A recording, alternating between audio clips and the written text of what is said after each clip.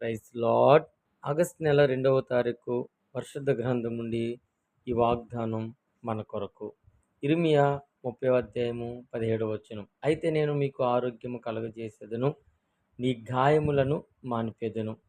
అయితే నేను నీకు ఆరోగ్యము కలగజేసేదను, నీ గాయములను మాన్పెదను.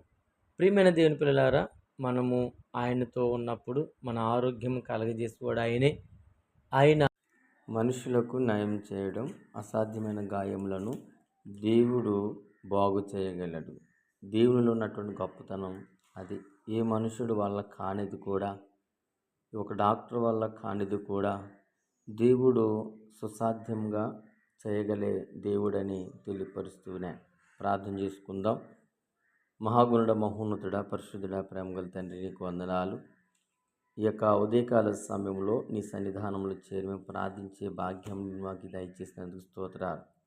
అయ్యా, ఈరోజు నేను మా గాయమును కడతానని, మాకు ఆరోగ్యం కలగజేస్తానని నువ్వు ఇచ్చిన వాగ్దానం బట్టి స్తోత్రాలు. మా హృదయమునకును మా ఆత్మీయ జీవితముకు ఉన్న ప్రతి గాయాలను మీరు కట్టండి.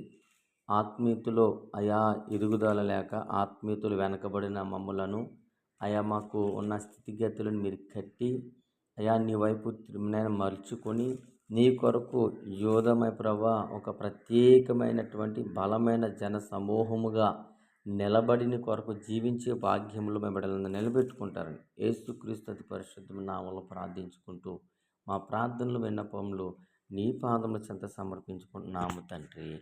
Amen. God bless you all. Praise lord. దేవుడు మిమ్మల్ని అందరినీ బహుగా దీవించి ఆశీర్వదించును గాక. ఆమెన్.